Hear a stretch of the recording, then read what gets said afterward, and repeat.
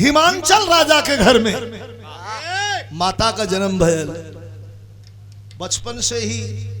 ओम नमः शिवाय का जाप कर रहे हैं, लेकिन जब सयान भइलिन तो हिमांचल राजा घूम के खोजे लगल उनके का पता,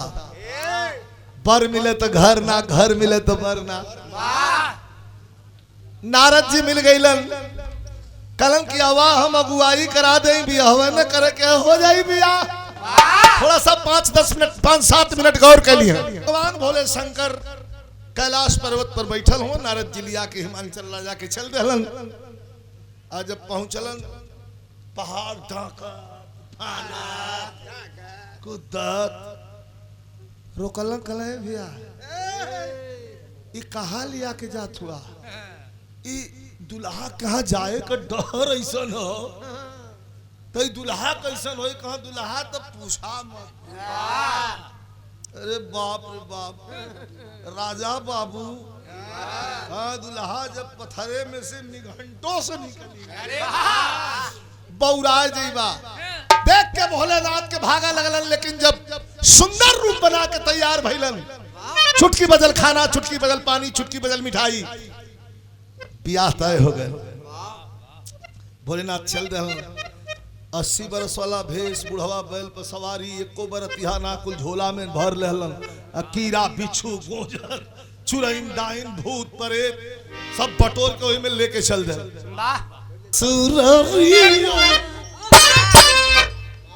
अरे ससुरारिया चले भोला धीरे धीरे,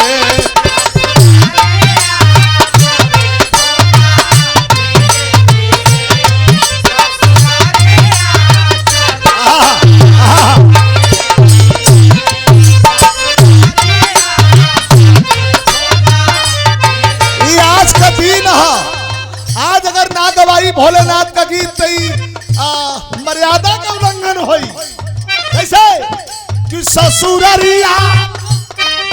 भला ससुररिया, अरे चले भोला अरे धीरे धीरे की बन के दूल्हा, बन के दूल्हा चले भोला धीरे धीरे,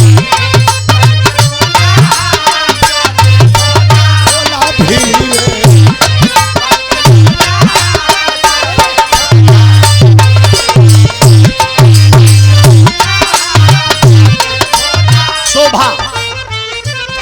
बतिया हुआ रुचि, गले गोजर बिच्छू, अरे गले गोजर बिच्छू नाग मारे फुफुकारी,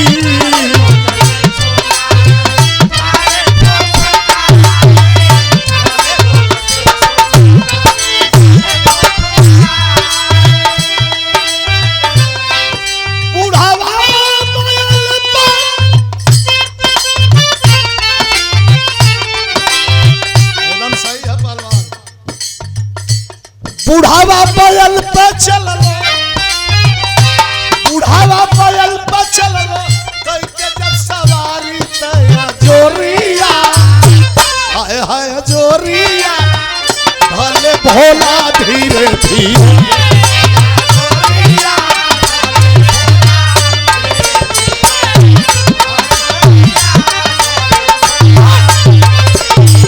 एक मिनट गौआ के गोइड़े अंतरा बदलत है, ये हमार हो। गौआ के गोइड़े, अरे गौआ के गोइड़े जब बरतिया,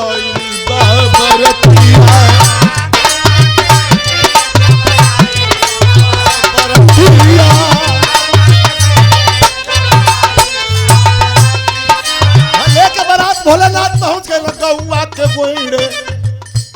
हाँ गौआ के गोइड़े जब आइल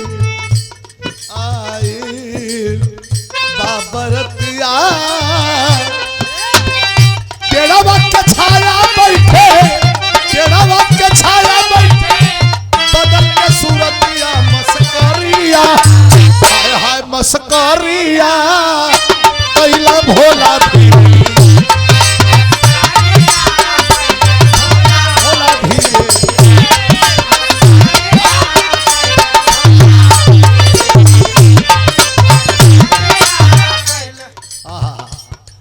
देखा गांव के गोइड़े घरे ना गई।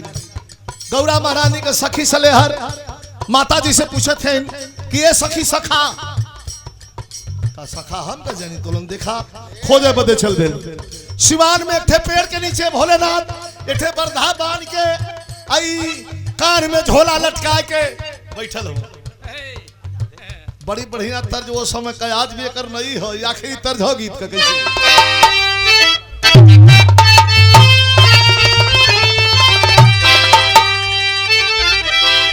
गीत है बा वो जमाने में गवात के आशा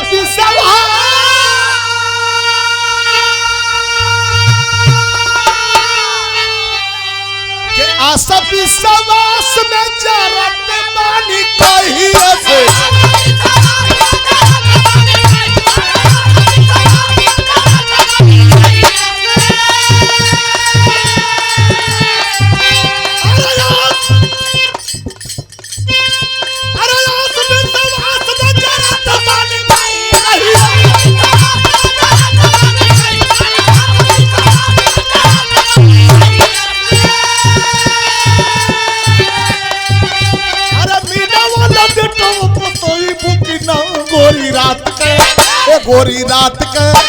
गोरी रात का सिवनवा में बुकिना रात का सिवनवा गोरी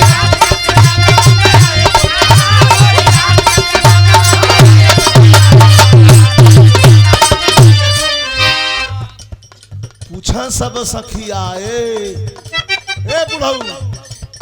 पूछा सब सखिया हंस गई अखिया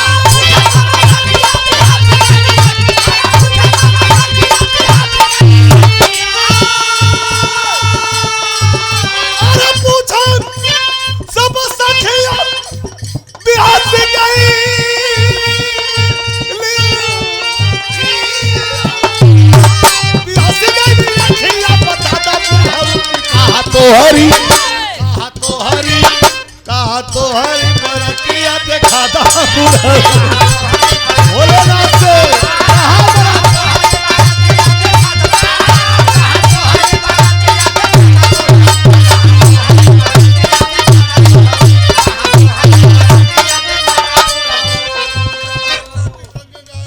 पूछा बारात कहाँ बा। भोलेनाथ गाजापुर के चीलम पर से मुंह हटौलन 80 वर्ष से पुरनिया का कह झोला में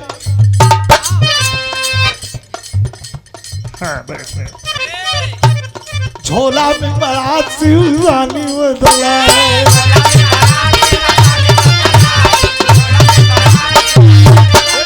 कहा बात खावा तौले पारी पारा पारा पारी पारा पारी झोलावा से भूतावा कूदाए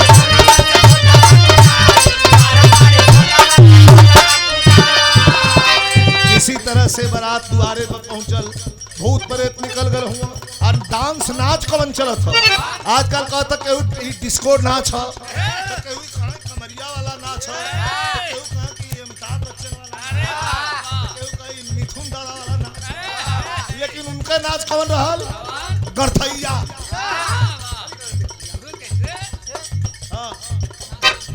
कुल भूत प्रेत नाचत हो महारानी कुल गीत गावत हैं। अच्छा देखा गड़बड़ हो आज के जमाने में डीजे बजत था पहले साला बारात में जब बाजा बजल का तो पता चल जाए माता बहन लोग का गीत भी अलग रहा कैसे गाँव है मास्टर द्वारे पर बारात लगे तो माता बहन लोग गाँव कि के करी बसिया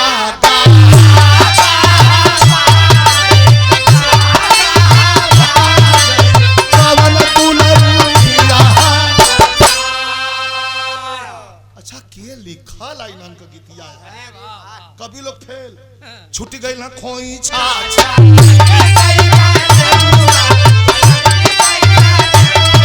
अरे खू खू खू खू तो सर की बोला जाए अब नौनिया पर पल्ला बा तिरकटे भागत बा नौनिया पर गीत बा छिनरी ना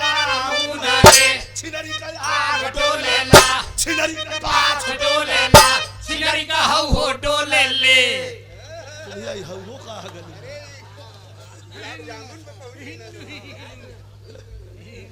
मेरा कुल गीत का नहीं अपन गाँव थे भगवान भोले शंकर का बारात आ गई।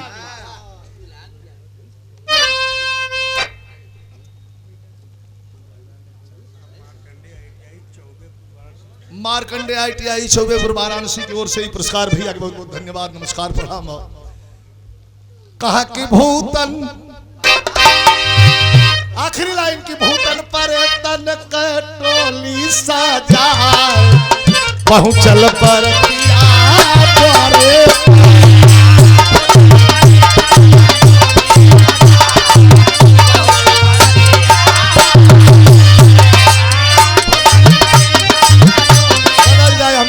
समझ गई हम दबावत हूँ, ये फौजी हूँ। वो मैं गीत चलत बा कि खतय आई गए माता बहिन लोग गावे खतय आई गयो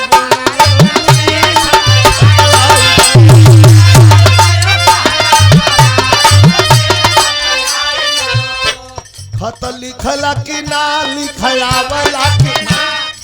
खत लिखला कि ना लिखयावला कि बहिन बेचला कि ना बेचयावला कि जंघा जोड़ला कि ना जोड़यावला आहा उठोवला कि ना जोड़यावला ओय खत ई कुल के लिखल है। अरे वाह अतले नईकी नईकी जोन बहिन बिटिया है उ चट दे कूद जई वो बांध के कमर में ओढ़नी बांध ली हट हट हट हट बुढ़िया दादी लोग बिगड़ है चुप पहले हमन के करिया लेवे दे तो दादी लोग का करिए अब के का कौ कं कह पढ़ा लिखल तो है ना संग का चपले हैं कुछ है आज मारेगा कुछ दिया देवारे के बाद मारेगा पढ़ल की लिखल की कहिया के रे का रे चाची इज्जत खराब करती मारेगा ना मारूंगी तो बताइबू तब न बहिनी हाँ बताइबू तब न बहिनी बतौलू ना तो का करी तो गा बदल के गा तो अब गा के सुधरी हो तो का कही कुछ है आज मारूंगो कुछ काल मारूंगो कुछ दिया देवारे के बाद मारूंगो राय दे चाची राय दे मत गा तू जोन हाई स्कूल इंटरमीडिएट वाली बिटिया बहन है वो छटक के गई है कि मोती झलक मोती झलक अरे मोती झलक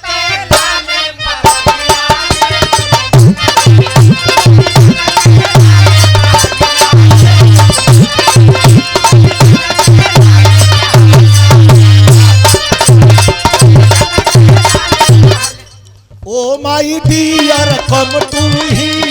ओपन दिला सकती तो हट जा भैया तेरी हट जा देखा आपका एक्सीडेंट हो जाएगी जल्दी हटा मैं दवा गवा के जाके निहुरत हुआ हटा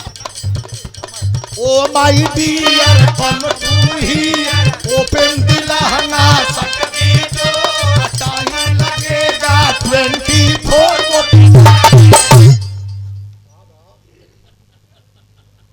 बड़ी बड़ी गीत सब कितना गाई ओए में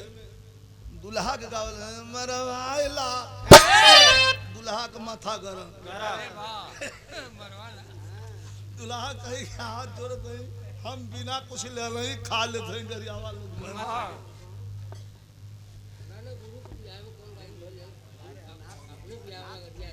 अनिल यादव फौजी भैया रमजनपुर करंडा गाजीपुर इतना का मतलब तो मैं ससुराल कहूँगा हाँ करंडा गाजीपुर से बहुत सुंदर मिलिए कभी बहुत बहुत धन्यवाद फौजी हैं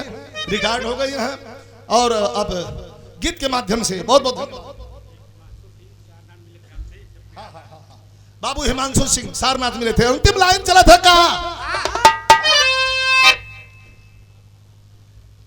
का कैलन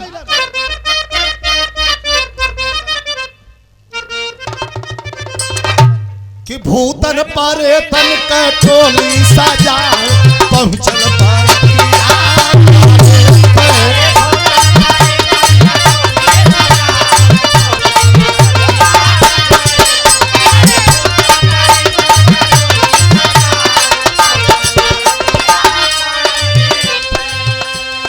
जब फरसान एकदम सबको राजा पहुंचला कहला कि प्रभु बढ़िया रूप दिखावा। अंतिम लाइन में अंतिम गाड़ी सुना दा मास्टर। अंतिम गाड़ी होते भगवान भोले शंकर के ससुराल में। ऐसे माता सती माता गौरा पार्वती सामने खड़ी है, साड़ी का पल्लू बा कपारे पर, और भगवान भोले शंकर से कहा कि सिंदूर भर दा। ये कहीं ले जाके तो कहीं हर कर नाटक कर ना तो मेहरारू कुल कहते कि अरे माई सिखवली ना। ये भोलेनाथ के ससुराल में गवा था कि माई सिखवली ना सहुरवा जनलो, अरे सहुरवा जनला सनुरवा हो दुल्हा धीरे से डाला।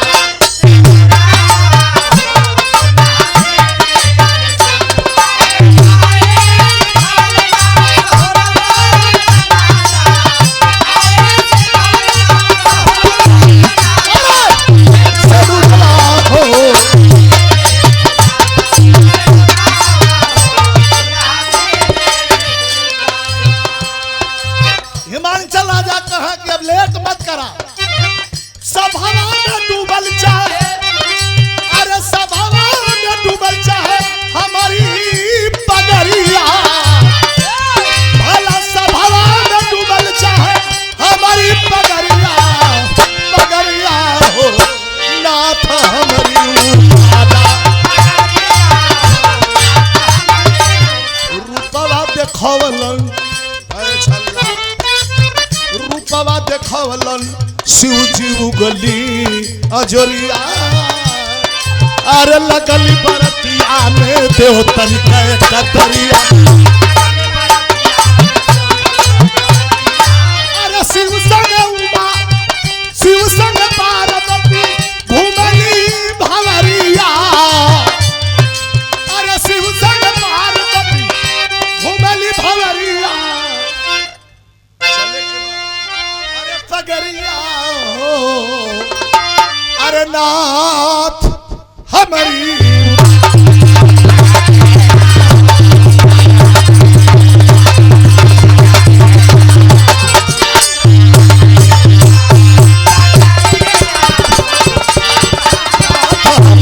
उठाना।